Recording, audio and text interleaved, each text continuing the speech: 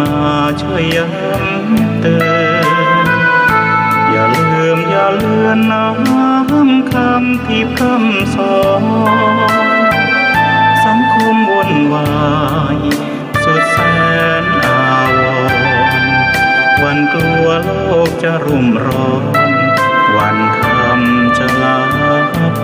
ลอย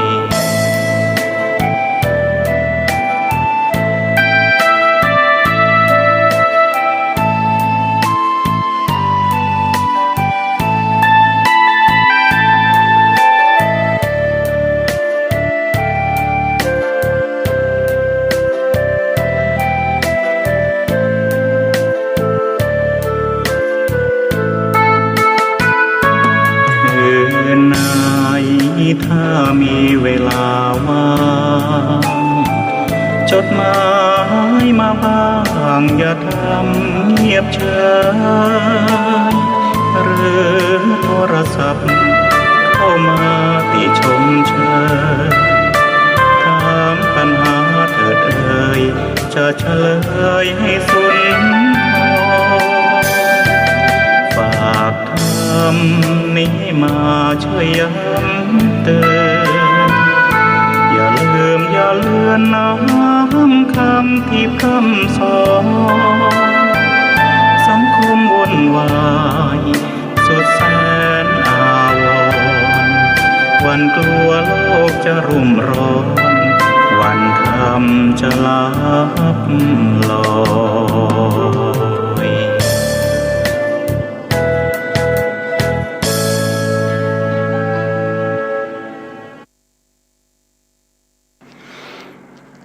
ขอเจริญสุขศรัทธาสาธุชนญาติโยมท่านผู้ฟังทั้งหลายทุกท่านทุกคนวันนี้รายการธรรมะก่อนนอนณทางสถานีวิทยุศูนย์การเผยแผ่ธรรมของวัดฝายหินอำเภอเมืองจังหวัดเชียงใหม่ซึ่งก็อาตมภาพตัวเจ้าวัดหนองตองหางดงจังหวัดเชียงใหม่มาพบกับญาติกับโยมเป็นประจำทุกวันอังคารตั้งแต่เวลา 22 นาฬิกาถึงเวลา 23 นาฬิกาเป็นประจำเป็นเวลาโดยประมาณ1 ชั่วโมงคือบางวันก็ถึงบางวันก็ไม่ถึงหรอกโยม1 ชั่วโมงนี้เพราะมันเป็นเวลาดึกดื่นเป็นเวลาที่ญาติโยมบางท่านบางคนอยากจะฟังแต่ว่าอ่อนเพลียเมื่อยล้าจากการทำงานเมื่อกลางวันมาเวลามากจนเกินไปก็เลยหลับฟังไม่จบก็เหมือนกับขึ้นต้นไม้ไม่ถึงยอดไม่ถึงปลายเพราะมันขึ้นไม่ได้ฉันใดความอ่อนเพลียความอยากจะพักผ่อนใจหนึ่งอยากจะหลับอีกใจหนึ่งอยากจะฟังแต่หลับมันเป็นเรื่องของสังขารเราจะฝืนมันไม่ได้เหมือนญาติโยมไปที่วัดก็คุยอาตมาภาพฟังตั้งหลายท่านหลายครั้งหลวงพ่อนั่งฟังหลวงพ่อนอนฟังหลวงพ่อบรรยายธรรมะก่อนนอนฟังไปฟังมาหลับไปเลยตื่นมาได้ยินเสียงเพลงทางสถานีวิทยุได้ยินเสียงโน้นได้ยินเสียงนี้เอาธรรมะจบไปตั้งนานฉะนั้นญาติโยมทั้งหลายอาตมาจึงใช้คำว่า1 ชั่วโมงโดยประมาณเพราะมันจะถึงบ้างไม่ถึงบ้างก็สุดแล้วแต่โอกาสเวลาอย่างไรก็ตามก็ต้องขออนุโมทนาขอบใจนะในน้ำจิตน้ำใจของญาติของโยมพี่น้องเราชาวพุทธทั้งหลายทุกท่านทุกคน ในวันสองวันที่ผ่านมานี้ประเทศก็ไปเจอญาติโยมก็มานั่งคุยตมาภาพว่าท่านพระครูทำไมพุทธศาสนานี้เป็นศาสนาเก่าแก่ของคนเราชาวไทยทำไมไม่ได้เป็นศาสนาประจำชาติโยมก็ข้องใจกันก็ถามกันอยู่ตลอดแต่มาก็ตอบว่ามันก็เป็นไปโดยปริยายแล้วโยมในครอบครัวโยมนับถือพุทธศาสนากี่คนโยมก็ตอบว่าทั้งหมดแหละทั้งพ่อแม่ปู่ย่าตายายญาติมิตรสหายเพื่อนพ้องลูกเต้าหลานเหลนแฟนหนูก็นับถือพุทธศาสนาหนูนี่ติดตามแม่ติดตามปู่ย่าไปวัดตั้งแต่เป็นเด็กแล้วก็นี่แหละพุทธศาสนาเป็นศาสนาประจำชาติไทยโดยปริยายถึงไม่ได้ตราในบทบัญญัติในข้อกฎหมายรับรองว่าศาสนาพุทธเป็นศาสนาประจำชาติอย่างไรก็ตามมันก็เป็นอยู่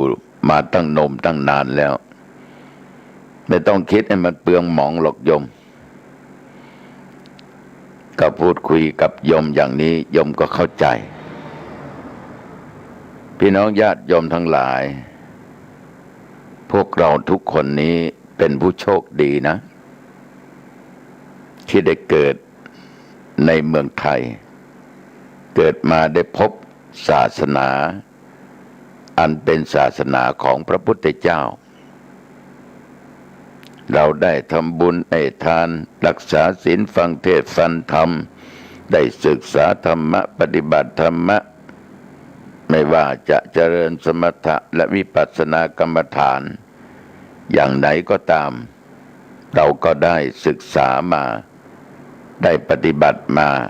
ตามหลักธรรมของพระพุทธเจ้าหลักธรรมในทางพุทธศาสนาแต่มาดีใจนะที่เห็นญาติโยมทุกคนนี้ไม่ละไม่ทิ้งไม่เลิกไม่หนีไม่หลีกไม่ลี้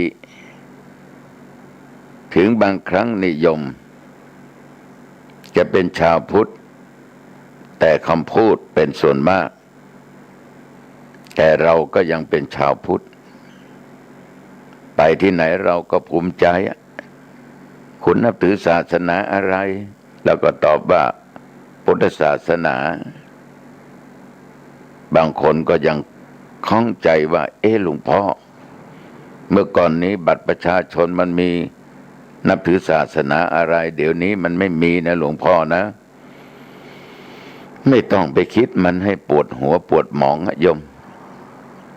ขอให้เราเป็นชาวพุทธก็แล้วกัน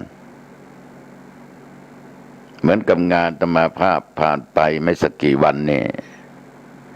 เมื่อวันเสาร์ที่แล้วนี่โยมอาตมาต้องขออนุโมทนาต่อโยมเป็นอย่างมากนะบางคนนี่เป็นโยมผู้เฒ่าผู้แก่เดินทางก็ลำบากแต่ก็ยังอุตส่าห์ไปร่วมทำบุญอายุให้แก่อาตมาภาพคือปีนี้72เต็มไป71เต็มไปแล้ว72ย่างเข้ามาได้หลายวันมานี่ญาติโยมก็ล้วนแต่เป็นแฟนพันธุ์แท้หน่วยงานราชการองค์กรต่างๆพี่น้องประชาชนก็พากันไปมากมายนี่ก็แสดงว่าเราทุกคนนั้นได้รับฟังคำสั่งคำสอนในทางพุทธศาสนา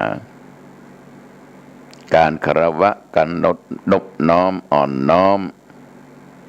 แสดงออกซึ่งความกตัญญูรู้จักพระคุณของผู้มีคุณกตเวทิตาทดแทนพระคุณแท้จริงอาตมาไม่ได้มีพระคุณอะไรมากมายต่อญาติโยมคนที่มีพระคุณมากก็คือพ่อกับแม่แต่เราในฐานะเป็นนักบวชเราศึกษาเราปฏิบัติมาเราก็นำธรรมะมาเผยแผ่ออกทางสถานีวิทยุต่างๆและโยมก็นิมนต์ไปเทศ ในงานต่างๆเป็นเวลามา50 กว่าปีโยมที่ฟังก็นึกถึงว่าตุเจ้าองค์เนี้ยก็เทศดีนะฟังแล้วท่านก็พูดเป็นธรรมะให้คติเตือนใจดีนะโยมก็คิดว่าก็มีพระคุณนะเพราะว่าส่วนมากก็ไม่ค่อยได้ไปวัดไม่ค่อยได้ไปทำบุญไม่ค่อยได้ศึกษาธรรมะไม่ค่อยที่จะได้ฟังเพราะว่าภารกิจมันรัดตัวการงานมันเยอะแยะแต่มีโอกาสเปิดฟังกลางค่ำกลางคืนหรือเวลานั้นเวลานี้ธรรมะที่ทุกเจ้าทุกองค์นำมาเทศนำมาบรรยายก็ถือว่ามีพระคุณฉะนั้นเมื่อมีการมีงานอะไรเกิดขึ้นกับวัดญาติโยมจะไม่ละจะไม่ทิ้งจะไม่หลบไม่หลีกลี่เข้าวัดเหมือนกับงานที่ผ่านมานี่โอ้ญาติโยมบางท่านก็เอาดอกไม้ตุบเทียนบางคนก็เอากระเช้าบางคนก็เอาน่นเอานี่เอาอาหารไปถวายให้ได้ครบก็ได้ฉันแต่มาเห็นโยมแล้วก็ชื่นอกชื่นใจโยมก็ดีอกดีใจหลวงพ่อปีนี้อายุเท่าไหร่นะ71บางคนก็ยิ้มทำอายุแล้วก็ยิ้มต่อมาก็ถามว่ายิ้มทำไมโยมตุเจ้ามันก็971 971 179เอาเป็นงั้นไปญาติโยมทั้งหลายก็เป็นธรรมดาพูดไปด้วยความสุขฉะนั้นญาติโยมคนเราทุกวันนี้ก็เป็นห่วงอยู่ว่ากลัวคนจะไม่เข้าวัดอาตมาไม่ได้ห่วงนะอาตมาไม่ได้ห่วงสักเท่าไหร่ว่าคนมันจะเข้าวัดหรือไม่เข้าวัดถึงบางครั้งมันจะลดน้อยถอยไปบ้างก็ธรรมดาแต่เราอยู่วัดนั้นก็ต้องปลูกศรัทธาให้ได้ทำให้ญาติโยมมีความเชื่อในเรื่องบาปเรื่องบุญเรื่องคุณเรื่องโทษให้มีเชื่อว่าทำดีได้ดีทำไม่ดีก็ได้ไม่ดี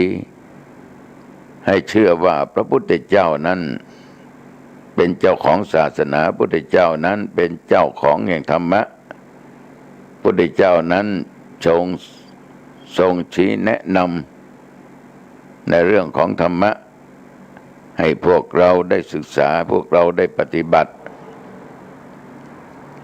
ก็พยายามพูดอย่างนี้มาด้วยดีตลอดโยมทั้งหลายเมื่อโยมมีศรัทธาคือความเชื่อเรื่องบาปเรื่องบุญเชื่อว่าทำดีได้ดีทำชั่วได้ชั่วและเชื่อมั่นในตัวบุคคลคือพระสงฆ์องค์เจ้าตลอดจนสามเณรอันเป็นนักบวชอยู่ในวัดในวามันก็เป็นการปลุกศรัทธาให้ตื่นญาติโยมบางคนไม่เคยเข้าวัดไม่เคยทำบุญแต่ไปทำบุญไปเข้าวัดฟังเทศน์ฟังธรรมมีเยอะแต่มันน่าสังเกตอยู่อย่างหนึ่งนะการงานอะไรก็ตามโยมมีเทวดามากกว่าเทวบุตรเหมือนเมื่อเดือน12ที่ผ่านมานี่ขึ้น15 ค่ำโยมไปทำบุญตอนเช้านับดูคนที่ไปทำบุญตักบาตรผู้ชายมี50 กว่าผู้หญิงมีตั้ง120 130ให้พระให้เนนนับผู้หญิงมากกว่าผู้ชายไปครึ่งกว่านะโยมนะมากกว่าผู้ชายเทวบุตรนะมีน้อยแต่เทวดามีมากไม่ว่าจะเป็นการเป็นงานอะไรก็ตามที่ไปช่วยงานในวัดโยมผู้หญิงจะเยอะเทวดาจะแยะเทวบุตรจะมีน้อยแต่เราก็สังเกตได้ว่าทุกคนนั้นมาด้วยใจศรัทธาทำไมถึงมาก็เพราะว่าวัดและบุคลากรในวัดนั้น ปลูกศรัทธาให้ตื่นให้รู้ให้เข้าใจในเรื่องของหลักธรรมในทางพุทธศาสนาบางวัดโยมทั้งหลายไม่มีญาติโยมเข้าออกถึงมีก็มีน้อยก็เพราะว่าบางครั้งก็มีพระอยู่ในวัดองค์เดียวบางทีก็อยู่ที่ตัวบุคคลที่อยู่ในวัดถ้าไม่เอาใครนั่นใครก็ไม่เอานะก็มันก็มีโยมทั้งหลายฉะนั้นแต่ละวัดเท่าที่อาตมาภาพไปสัมผัสดูนั้นมีญาติโยมเยอะตุเจ้าหนุ่มตุเจ้าน้อยบางองค์เก่งมากๆเก่งมากๆเวลามีการมีงานโยมเต็มวัดเลยเต็มวัดเลยแสดงว่าเรียกศรัทธาได้โยมทั้งหลายในยุคปัจจุบันเนี่ยที่ญาติโยมมักจะห่างเหินจากวัดไม่อยากจะเข้าวัดก็เพราะว่าในยุคปัจจุบันนี้โยมทั้งหลายมันเป็นยุคแห่งสังคมข่าวสารเป็นโลกที่ไร้พรมแดนที่เราสามารถจะย่อโลกไว้ในมือเราได้เหมือน2 วันที่ผ่านมาเจอกับอธิการบดีมหาวิทยาลัยน็อตเชียงใหม่ท่านก็ไปแสดงมุทิตาจิตกับอาตมาภาพมีช่วงระยะเวลาสนทนากันคุณโยมที่การบดีมหาวิทยาลัยน็อตเชียงใหม่หางดงนี่ได้พูดว่าหลวงพ่อต่อนนี้ไปอะไรทุกสิ่งทุกอย่างไม่เกิน20-30 ปีข้างหน้าเนี่ยเราจะไม่ทันต่อเหตุต่อการเราจะไม่ได้ทำแล้วเพราะทุกอย่างจะอยู่ในองค์มือของแต่ละบุคคลก็คือเทคโนโลยีมันก็จริงโยมทั้งหลายในยุคปัจจุบันเนี่ยเขาจะขายอะไรเขาไม่ต้องลงมือทำแต่เขาย่อเรื่องการค้าการขายอยู่ในสื่ออยู่ในองค์มือเขาเพียงแต่เปิดเพียงแต่รับเพียงแต่พูดแต่คุยหรือว่าส่งเป็นลายลักษณ์อักษรก็เหมือนญาติโยมสั่งจองสิ่งของต่างๆต้องการสิ่งนั้นต้องการสิ่งนี้เขาก็ส่งของมาให้ถึงบ้านเราก็จ่ายตังค์ไปนี่โยมทั้งหลายทุกอย่างนั้นมันอยู่ในองค์มือค้นหาข้อมูลข่าวสารที่ต้องการได้เราต้องการจะดูอะไรข่าวสารอะไรใครเป็นอะไรใครมีที่ไหนทำอะไรได้ชั่วเวลานิดเดียวเหมือนเวลานี้ญาติโยมจะมาอยู่วัดหนองตองหรือเวลานี้อาจจะไปเทศที่โน่นเทศที่นี่กำลังเดินทางกลับหรือกำลังเทศญาติโยมก็ได้ยินเสียงอาตมาภาพจากทางสถานีวิทยุศูนย์การเผยแผ่ธรรมวัดฝายหินในมหาวิทยาลัยเชียงใหม่คลื่น 104.50 ตัวก็ไม่เห็นหน้าก็ไม่เห็นนะเสียงนี้ออกกระจายที่วัดฝายหินแต่โยมเปิดเครื่องรับวิทยุอยู่ทางบ้านฟังบางคนก็อยู่ไกลบางคนก็อยู่ใกล้นี่แหละเทคโนโลยีญาติโยมทั้งหลายมันไม่อยู่ไกลมันอยู่ที่ฝ่ามือองค์มืออยู่ที่บ้านอยู่ใกล้ชิดตัวของโยมเองเราใช้เวลานิดเดียวเท่านั้นบางคนค้าขายโอ้เวลาไม่ถึงนาทีได้กำไรตั้งหลายหมื่นหลายแสนบาทแต่ยังว่าโยมทั้งหลายการบริโภคสื่อสารนั้นต้องระมัดระวังให้มากเพราะสื่อที่ดีมันก็มีที่ไม่ดีก็มีที่จริงก็มีไม่จริงมันก็มีมันก็ทำให้ยุ่งยากเหมือนกันแต่เราเป็นชาวพุทธไม่ต้องกลัวใช้สติและปัญญาพิจารณาเอาแต่ก็มีคนหมดเนื้อหมดตัวถูกหลอกถูกลวงก็มีเยอะนะย้อนสื่อสารต่างๆเนี่ยนะทำให้คนนี่ต้อง ล่มจมสลาย แม้แต่ทรัพย์สมบัติก็ฉิบหายวายวอดไป แม้แต่ทุกสิ่งทุกอย่างก็ถูกหลอก ขอโทษโยมนะผู้หญิงก็ถูกหลอกผู้ชายก็ถูกลวงเพราะสื่อทั้งนั้นโยมทั้งหลายยุคปัจจุบันใช้สื่อสารคุยกัน คนนั้นไปที่โน่นหรืออยู่ที่บ้านหรือจะนั่งจะนอนอะไรก็ตามก็กดหากัน ก็เห็นใบหน้ากันพูดอย่างไรก็ได้ยินฟังได้ยินเสียงอยู่เห็นใบหน้ากันอยู่ทั้งที่ไม่เคยไปที่บ้านไม่เคยไปที่ทำงานแต่พูดกันในที่สุดก็มาเป็นคู่ครองกันก็มีทีนี้บางทีนั้นสิ่งที่เราสัมผัสนั้นจริงไม่จริงก็ไม่รู้เมื่อมาอยู่ด้วยกันก็ไม่จีรังยั่งยืนไม่จีรังยั่งยืนเพราะการรู้การเห็นนั้นบางครั้งยอมทั้งหลายถ้าจะพูดไปแล้วมันเป็นภาพลวงตาแต่มาพูดอย่างนั้นนะถึงจะเป็นของจริงก็ตามนะแต่มันเป็นภาพลวงตาฉะนั้นการบริโภคสื่อเนี่ยเป็นสิ่งสำคัญอย่างยิ่งเพราะสื่อเนี่ยยอมทั้งหลายมันสามารถแพร่กระจายไปอย่างรวดเร็วเขาชกมวยต่างประเทศป้องกันแชมเปี้ยนโลกเราอยู่ที่บ้านเราก็เห็นอยู่หนองตองก็เห็นอยู่ที่ไหนก็เห็นเขามีเวทีการประกวดร้องเพลงที่กรุงเทพรายการไม่หมดดีบ้างคุณร้อง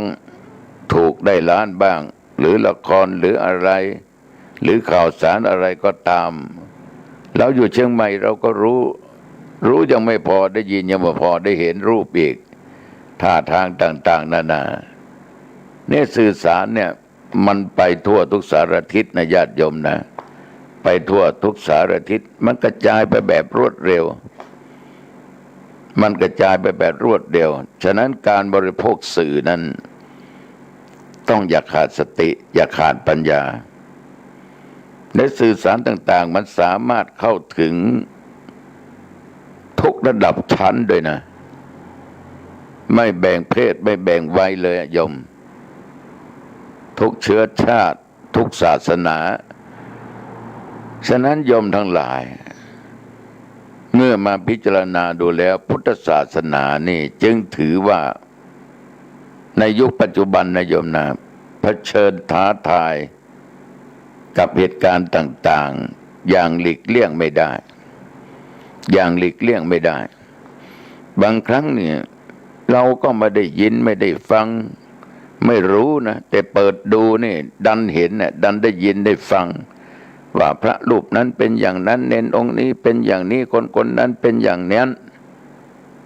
คนนั้นหนีไปอยู่ที่โน้นคนนี้หนีเข้ามาในเมืองไทยคนนั้นฆ่ากันตายที่โน่นที่นี่รถชนกันที่โน่นที่นี่จิปะทะสื่อสารนี่มันเร็วยอมทั้งหลายมันเร็วแม้แต่เรื่องราวในทางพุทธศาสนาก็เร็วมากโอ้โหเหมือนข่าวที่ผ่านมาเนี่ยยอมทั้งหลายมีทุกวันนะข่าวเรื่องพระเรื่องเจ้าเรื่องวัดเรื่องวาจิปะทะต่างก็ลงกันมาโจมตีกันดังที่ญาติโยมคงจะรู้คงจะทราบสาธุชนญาติโยมทั้งหลายไอ้เราก็อยู่ทางปลายก็จริงไม่จริงเราก็ไม่รู้เท็จหรือจริงเราก็ไม่รู้บางคนก็หูเบาเชื่อง่ายแหละขาดสติขาดปัญญาใครว่าอะไรมาลงอะไรมาก็เชื่อมันจริงมันจริงยอมทั้งหลายบางครั้งมันก็ไม่จริงดังที่เราคิดเมื่อมันเป็นอย่างนี้ข่าวสารต่างๆออกมาอย่างนี้ก็ทำให้ญาติโยมเบื่อวัดเบื่อพระเบื่อเน้นไม่อยากทำบุญไม่อยากใส่บาตรไม่อยากรักษาศีลไม่อยากฟังเทศน์ฟังธรรมจิปะทะโยมทั้งหลายท่านบอกว่าการที่เราบริโภคสื่อก็ดีอะไรก็ตาม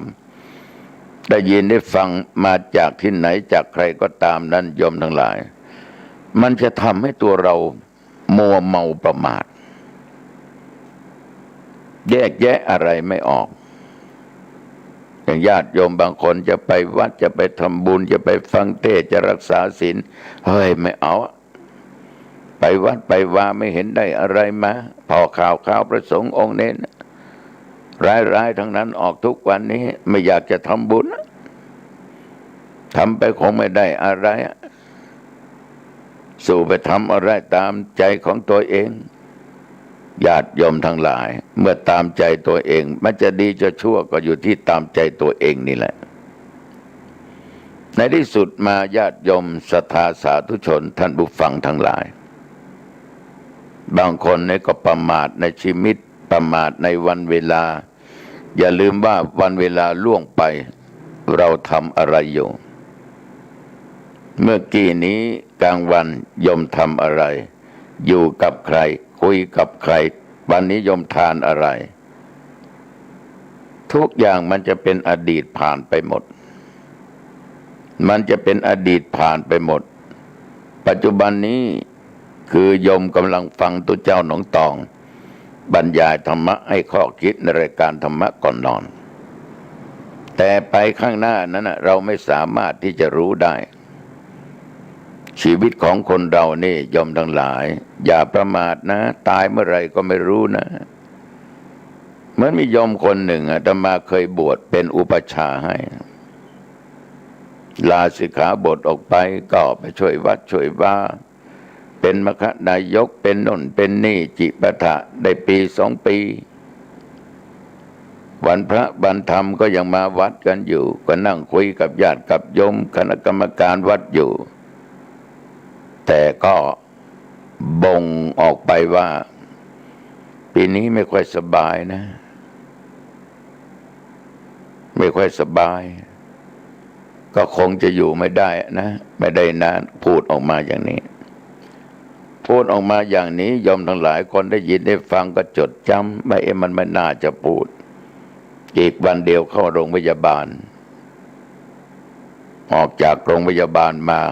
ไปมีชีวิตกลับมาชีวิตไม่มีคือตายคือทุกคนจะไม่เชื่อว่าโยมคนนี้ตายนี่แหละโยมมันไม่แน่เรื่องของภายข้างหน้าเรื่องอนาคตบางคนก็ทำอัตตวิบากกรรมแก่ตัวเองไปเบื่อหน่ายสิ่งนั้นเบื่อหน่ายสิ่งนี้ในด้านจิตใจนั้นโยมทั้งหลายมันคิดอะไรไม่ออกมันบอกอะไรตัวเองไม่ถูกก็เลยผูกคอตายไปก็มีทำอัตตวิบากกรรมนี่เป็นกรรมที่ร้ายแรงนะโยมนะอย่าทำนะโยมนะมันจะทุกภพทุกชาติมีชีวิตเนี่ยอย่าตั้งตัวตั้งตนในความประมาทอย่ามัวเมาอย่าหลงตัวจนลืมตาอย่าหลงกายจนลืมแก่ตัวเจ้าวัดหนองตองก็ผ่านไปแล้ว71แก่ไปอีก1 ปี72เข้ามาได้3-4 วัน5 วันมานี้โยมทั้งหลายลองคิดดูต่อไปมันก็จะเป็นเดือนจากเดือนเป็น2 เดือนจาก2 เดือนเป็น3 4 5 6 7 8 9 10 11ไปถึงเดือนกันยาวันที่7 กันยาอายุธรรมาภาพก็จะเต็ม72แต่มันจะถึงหรือไม่เนี่ยมันเป็นปัญหามันจะถึงหรือไม่เนี่ยมันเป็นปัญหาระยะที่มันจะได้หรือเปล่าไม่ควรประมาทอย่างยิ่งชีวิตของคนเรามันแขวนอยู่บนเส้นได้ฉะนั้นญาติโยมศรัทธาสาธุชนให้รีบสร้างกรรมที่ดีเสียให้รีบสร้างบุญสร้างกุศลอันไหนที่ดีๆต่อชีวิตรีบสร้างอันไหนบดีโละทิ้งเอาไปหมดเลยโยมที่มันดักก็ให้มันเบาที่มันเบาก็ให้มันง่ายเสียอย่าประมาทอย่าตนีขี้เหนียวญาติโยมบางคนมีทรัพย์สมบัติมากแต่เป็นคนขี้ตนีขี้เหนียวไม่ชอบทำบุญสุนทานนะมัวแต่ประมาทว่าอันนั้นก็ของกูนี่ก็ของกูอันนั้นก็ของกูหามานี่ก็ของกูหามานะกูซื้อมาอันนี้เขายกให้กูมีแต่กูกับมึงคือทรัพย์สมบัติประมาทเมื่อเกิดมาชาตินี้ก็ร่ำรวยอยู่แล้วต้องการอะไรก็ได้สมปรารถนาไม่เห็นบุญมีเลยไม่เห็นบุญมีเลยถ้าบุญมีจริงก็มาช่วยหน่อยสิ โอ้โหญาติโยมประมาทจนเกินไปที่เรามีนั้นเพราะบุญของเราในอดีตชาติถ้าโยมประมาทอีกชาติหน้าโยมจะไม่มีกินจะไม่มีใช้เพราะอะไรโยมเพราะเราไม่ได้สร้างไว้มันจะมีอะไรมากินมาใช้ได้มันมัวแต่เป็นของกูแต่เมื่อกูดับจิตเมื่อไหร่มึงก็ไม่ไปกับกูปล่อยให้กูไปคนเดียวไปนอนในป่าช้าเปลี่ยวอยู่เดียวดายกูก็กลับกลายเป็นเท่าเป็นฐานเพราะกูถูกพระเพลิงเผาผลาญเลยเป็นเท่าเป็นฐานนึกดูดีๆนะอะไรทุกสิ่งทุกอย่างที่ว่าเป็นของกูก็เอาไปด้วยไม่ได้สิ่งติดตามเราไปคือความดีความชั่วหรือบาปกับบุญเห็นไหมบาปเห็นไหมเห็นแม้แต่เรามีชีวิตเราก็เห็นแต่เราไม่กลัวบาปเราไปกลัวบุญเป็นส่วนมากแต่ถ้าคนเขากลัวบุญเขาจะไม่ทำบุญเลยเขาจะทำแต่บาปแต่ถ้าคนกลัวบาปเขาจะทำแต่บุญคือความดีญาติโยมทั้งหลายจงกลัวบาปแล้วก็หาบุญก็แล้วกันหาบุญก็แล้วกันอย่าตั้งตัวในความประมาทเพราะไม่ช้าไม่นานนั่นน่ะเราต้องจากกันไปอย่างแน่นอนเพราะอาตมาก็บอกโยมว่าอนาคตคือสิ่งที่ไม่แน่ฉะนั้นบางคนที่ไม่เข้าวัดเพราะมัวเมาประมาทในบุคคลที่อยู่ในวัดอีกก็ยังมีนะประมาทพระประมาทเน้นเฮ้ยไม่อยากจะไหว้เห็นกิริยามารยาทแล้วมันน่าเลื่อมใสมันน่าจะไหว้ไม่หลงมันมีโยมหลายคนเมาเหล้าโอ้โหขาไปขาไปมาเอ้ยหลวงพ่อพระเน้นเดี๋ยวนี้ใช้ไม่ได้ไม่เหมือนพระเน้นในสมัยก่อนขนาดตัวเองยังเอาตัวเองเกือบไม่รอดก็ยังไปว่าให้เขาอยู่ตัวเองต้องเอาตัวเองให้รอดเดี๋ยวจึงจะไปบอกเขาว่าเขาได้เหมือนบางคนนี่ญาติโยมทั้งหลายตัวเองนั่นน่ะเดินก็ไม่สะดวกแต่ไปสอนให้คนอื่นเดินอย่างน้นเดินอย่างนี้เหมือนแม่ปูสอนลูกปูให้เดินตรงนั่นน่ะไม่จะไปตรงได้ยังไงเพราะแม่ปูมันก็เดินไม่ตรงสักทีฉะนั้นสาธุชนญาติโยมเราจะประมาทสิ่งเหล่านี้ไปไม่ได้ไม่ว่าวันไม่ว่าเวลาหน้าที่การงานหรือประมาทต่อตัวเองประมาทต่อคนนั้นต่อคนนี้อ้างนู่นอ้างนี่อย่านะโยมนะอย่าทำอย่าคิดในสิ่งเหล่านี้อันนี้เป็นสาเหตุอีกอย่างหนึ่งคือความมัวเมาประมาทอีกอย่างหนึ่งเพราะตัดห่วงไม่ขาดอันนี้แน่นอน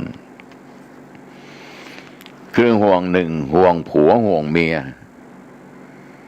เหมือนเชือกเหมือนอะไรก็ตามที่มันผูกคอผูกมือผูกเท้าโยมทั้งหลายถ้าห่วงเหล่านี้ผูกที่คอใส่ที่คอไปไหนไม่รอดโยมบางคนนี้จะไปวัดไม่มีใครอยู่บ้านไม่มีใครอยู่กับลูกไม่มีใครอยู่กับหลานก็เอาลูกเอาหลานมาอ้างตลอดถึงเวลาไม่มีลูกหลานก็ไม่เห็นไปนี่แสดงว่าห่วงลูกห่วงหลานไม่ใช่ว่าไม่ให้รักไม่ให้หวงลูกเราต้องรักแต่รักในทางที่ถูกตามศีลตามธรรมโยมบางคนจะอ้างจิปัฏฐะอ้างโน่นอ้างนี่มันเป็นเรื่องข้ออ้างอยู่ตลอดเวลา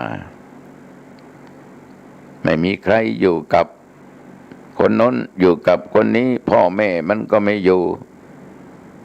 บางทีโยมทั้งหลายอยู่เต็มบ้านก็ยังอ้างบอกว่า ได้เฝ้าหลานได้ดูหลานได้ทำอาหารการกินให้หลานและให้ลูกนี่ตัดห่วงไม่ได้บางคนก็ห่วงผัวบางคนก็ห่วงเมียไปวัดไหมไม่ไปเดี๋ยวเขาเอาไปห่วงเมียกลัวเมียจะมีกิ๊กโยมผู้หญิงกลัวสามีนะจะมีกุ๊กก็คือมีกิ๊กนั่นเองนะกลัวสามีจะมีกิ๊กไปที่ไหนก็ห่วงกันอยู่นั่นแหละทั้งที่เกิดก็เกิดคนละที่ตายก็ตายคนละครั้งไม่ใช่ว่าเกิดท้องแม่เดียวกันมาแล้วมาอยู่ด้วยกันเวลาจะตายก็ตายพร้อมกันเป็นไปไม่ได้ขนาดตายแล้วต้องไปคนละหนคนละแห่งคนละที่คนละทางเพราะบาปกรรมที่สร้างมามันไม่เท่าเดียวกันญาติโยมศรัทธาสาธุชนบางคนห่วงผัวห่วงเมียอ้างโน่นอ้างนี่ไปทำบุญตักบาตรที่วัดไหมหรือไปงานฉลองนั้นฉลองนี้งานปล่อยหลวงปล่อยน้อยไปนะแม่บ้านไม่มีใครอยู่ด้วยพ่อบ้านไม่มีอยู่ใครอยู่ด้วยก็อ้างไปจิปาถะที่นั่งฟังนอนฟังนี่คงไม่ได้อ้างนะบางคนก็ห่วงข้าวห่วงของไปที่ไหนไม่ได้มันรัดข้อเท้าจะออกจากบ้านห่วงเผ็ดห่วงไก่ห่วงหมูห่วงหมาห่วงข้าวห่วงของโยมทั้งหลายยิ่งมีสวนมีอะไรก็ตามจะห่วงอยู่ตลอดตื่นเช้าก็ไปมืดค่ำกลับบ้านวันศีลวันธรรมไม่เข้าใจวันสำคัญศาสนายิ่งไม่เข้าใจเพราะจิตใจมันไม่มีมันมีแต่ห่วงทรัพย์สมบัติห่วงลูกห่วงเต้าห่วงผัวห่วงเมียก็ได้ว่าไปเมื่อกี้นี้ว่าไม่ใช่ว่าไม่ให้โยมนั้นห่วงแต่เราต้องรู้จักการเวลาและโอกาสแน่ถ้ามีโอกาสเราก็ทำคุณงามความดีเข้าวัดเข้าว่าไหว้พระนบธรรมฟังศีลฟังธรรมรักษาศีลเจริญเมตตาภาวนาอย่าประมาทในชีวิตว่ากูไม่ตายง่ายๆหรอกกูร่ำกูรวยเสียอย่างไปก็ได้ไม่ไปก็ได้เขาเรียกว่าติดบ่วงนึบเลยโยมทั้งหลายติดบ่วงเลยฉะนั้นศรัทธาสาธุชนญาติโยมท่านผู้ฟังคนไม่เข้าวัดเพราะมัวประมาทเพราะตัดห่วงไม่ขาดเพราะฉลาดกว่าพระนักเทศอันนี้มีโยมทั้งหลายฉลาดกว่าพระนักเทศเนี่ยโอ้โหบางคนนะโยมนะมีทิฏฐิมีมานะการด้างการเดืองไม่เคารพไม่นบนอบไม่อ่อนน้อมตอบองค์แสดงธรรมไม่เคารพพระธรรมคำสอนของพุทธเจ้าดังที่เคยเล่าให้โยมฟังนะมีญาติโยมหลายท่านหลายคนไปฟังพระฟังเนรเทศจบเลยพระทำไมเทศนานนะรู้แล้วรู้หมดแล้วก็มันรู้หมดมันไม่รู้แท้ก็มีในสมัยเมื่อเป็นตุหนุ่มตุน้อยนะโยมนะเขานิมนต์ไปเทศธรรมมาลัยโพธิ์แต่มาก็ไปเทศมาลัยโพธิ์นะดังที่เคยเล่าให้โยมฟังก็เทศไปสุลานามาเกนิยังพุทธเสถังได้เวลาประมาณเทศไปได้ประมาณ1 ใบลานเจ้าพระกาโตเจ้าพระไปเทศอย่างนั้นไปเจอเขาต้องมาเลี้ยงแล้วไปเทศอย่างเหมือนว่าหูโมระข้าเป็นตุในเทศมามูกิเตือโอ้โหเป็นพระเทศมาตั้งหลายครั้งแต่มาไม่ฟังหรอกเพราะเขาไม่ได้นิมนต์เขามากินข้าวต้มเขามาดื่มเหล้าดื่มเบียร์กันที่พวกเขาเลี้ยงกันญาติโยมทั้งหลายเพื่อนฝูงที่นั่งข้างเนี่ยห้ามไม่ฟังเบื่อรำคาญรู้แล้วจบได้แล้วแต่มาเทศไปมา20 กว่านาทีมาลัยโพธิ์มันก็จบก่อนนิธิตังก็บังคมสมเด็จเสด็จเรียบร้อยแล้วนาที่จบตั้งนานแล้วเสียเวลาดึกแล้วนะโอ้โหญาติโยมต่อมาก็เลยแย่ไป ขอบใจนะโยมหนานนะมันต้องเป็นหนานแน่เพราะมันบอกว่ามันเป็นตุเจ้ามันเทศมาตั้งหลายครั้งขอบใจนะโยมหนานนะไม่ต้องมาขอบใจตุเทศจบแล้วปั่นเป้าแล้วก็ปิกอะกะโอ้โหญาติโยมแต่มาบอกว่ายังไม่กลับแกก็ขาดสติฟิวขาดขึ้นมาบนบ้านแต่มาก็ขอบใจนะโยมหนานนะโยมหนานบวชได้กี่พรรษาเนี่ยนะ6 ปีก่อนนะ6 พรรษาก่อนตู้เนาะโอ้ยอาตมานี่ได้หลายพรรษาแล้วเป็นหนานเคยเทศทำอะไรโพดใช่ไหมเคยกระตุงานศพงานสากงานทำบุญวัดทำบุญบ้านตานหาคนตายเทศตลอดละหูหมดละโยมหนานในมาลัยโพดนั้นมันมีเรื่องอะไรบ้างที่เขาว่าไว้ที่เขาสอนก็ใครจะไปจำได้ตัวเจ้าเช็คออกมาได้บังหูกี่ปีแล้วอ่ะมันก็ลืมหมดอะกาอ้าวเมื่อกี้เนี่ยพี่หนานบอกว่ารู้หมดเดี๋ยวนี้ทำไมบอกว่าลืมหมดของบักกินมังหูเน่าดูตุของมันเล่ามันหูลืมโลตุถามอีไปถูกใหญ่ถ้าพี่หนานลืมเนี่ยแต่มาว่าคนดีฟังเป็นการทบทวนไม่มีทำอะไรที่จะยิ่งไปกว่าทำอะไรโพดพระมหาเทพพระมาลัยเนี่ยเสด็จไปโปรดสัตว์นรกโปรดพวกเพศพวกผีในนรกนี่ได้กล่าวถึงนรกทั้ง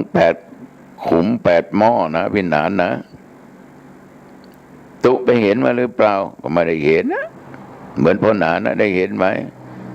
ก็ข้าจะไปมันอย่างตุเกือบว่าให้แกแล้ว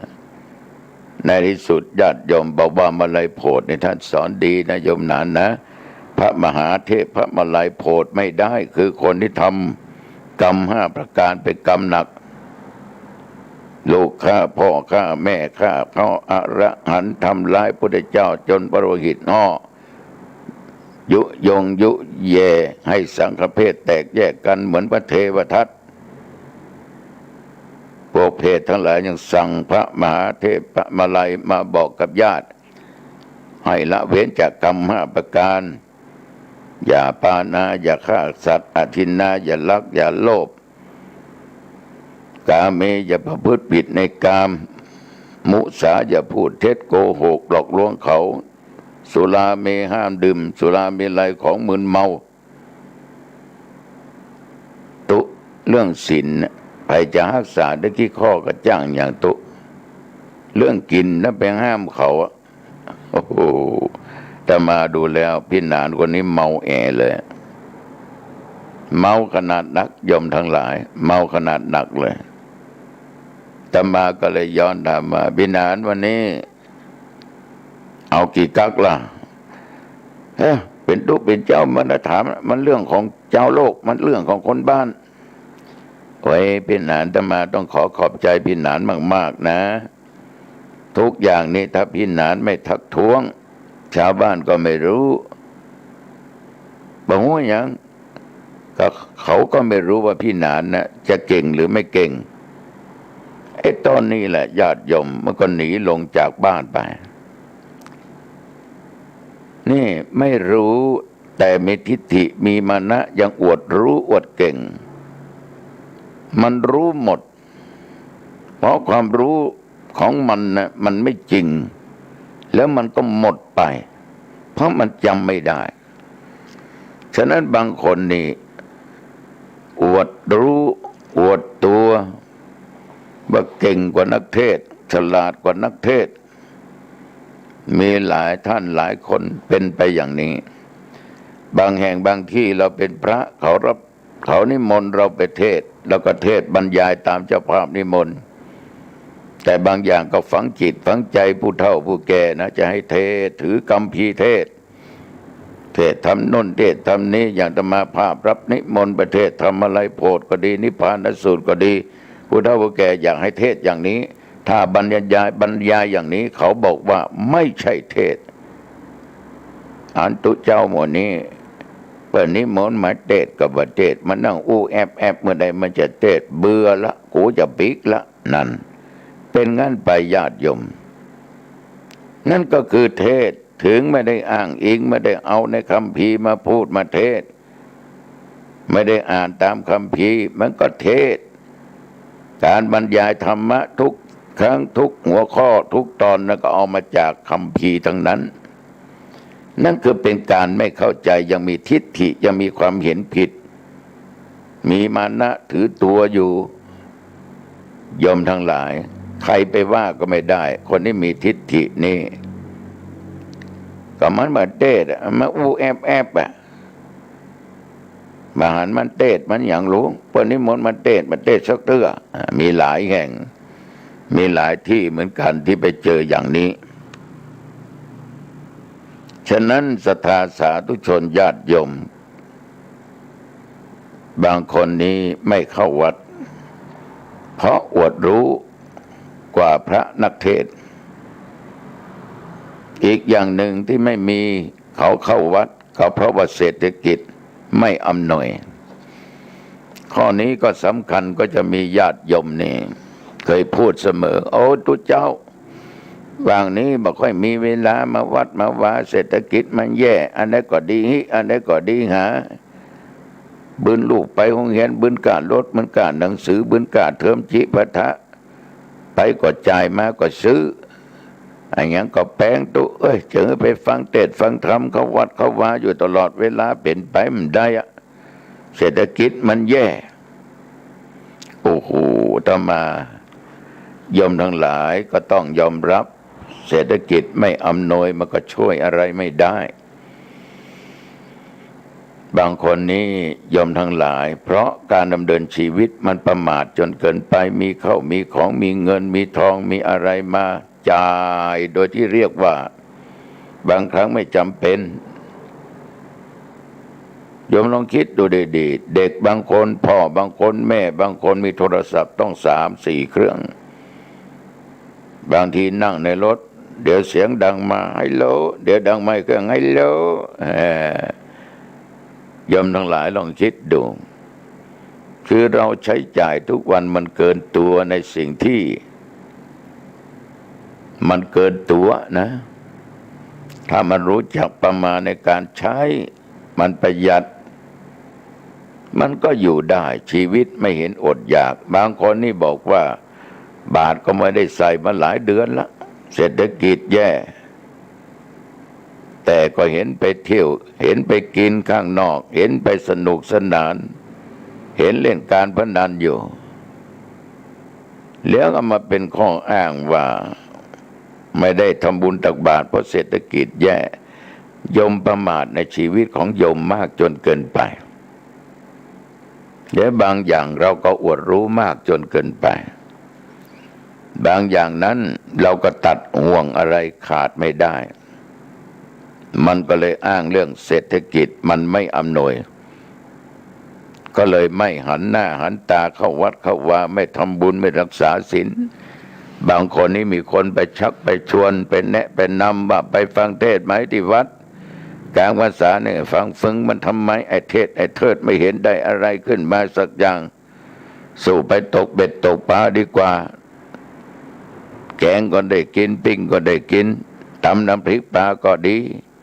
ก็อ้างไปจิปาถะสาธุชนญาติโยมเศรษฐกิจไม่อำนวย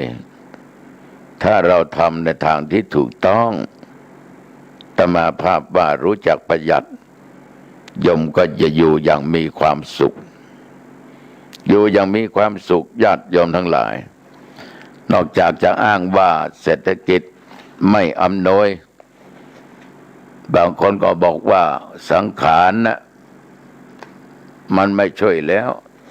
เฒ่าแล้วแก่แล้วลุกก็ลำบากนั่งก็ลำบากจะขึ้นจะลงก็ลำบากเอาเมื่อหนุ่มๆแข้งขาหูตาดีนี่เขาชวนไปวัด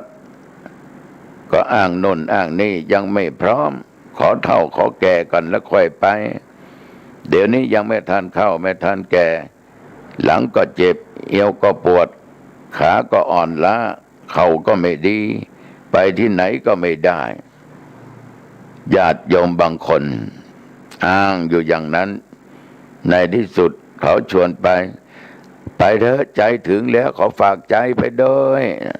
แต่แข้งขามันไม่ดีลุกยากนั่งยากก็บอกว่าสังขารมันไปช่วย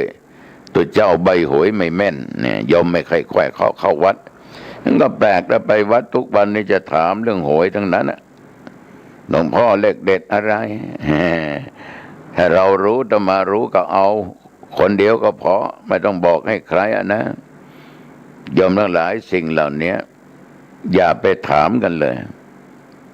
เหมือนโยมแห่แหนกันไปวัดน้นวัดนี่ตุเจ้าใบหวยแม่นมีพระศักดิ์สิทธิ์สามารถไปกราบไปไหว้ขอถูก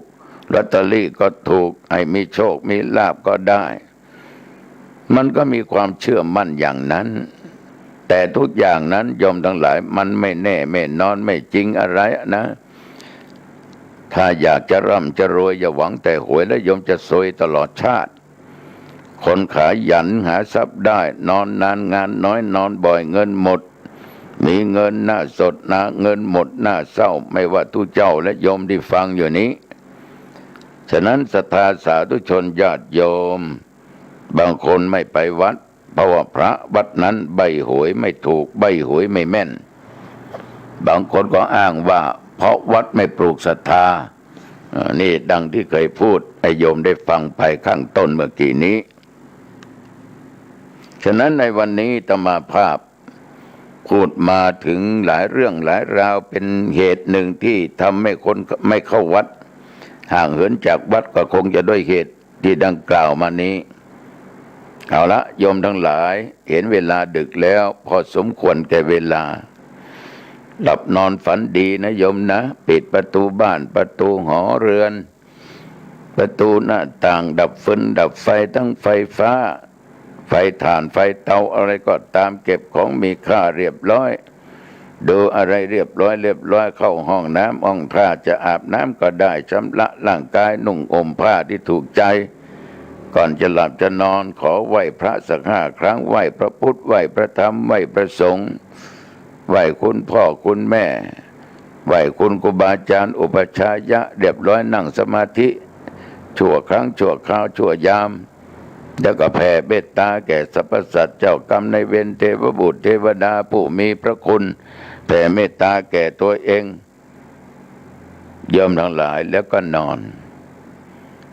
ให้ทบทวนดูศีล5 ข้อปานาทินากาเมมุสาสุราเมวันนี้ศีลสะอาดไม่ผิดไม่พลาดไม่ขาดข้อไหนเลยโยมก็หลับเป็นสุขตื่นมาก็เป็นสุขมันผิดไป1 ข้อวันนี้ดื่มก็ไปนิดแล้ววันพุธตั้งสัจจะไม่ดื่มงดให้บริสุทธิ์โชคดีฝันดีนะโยมนะอายุวันโนสุขังพระลัง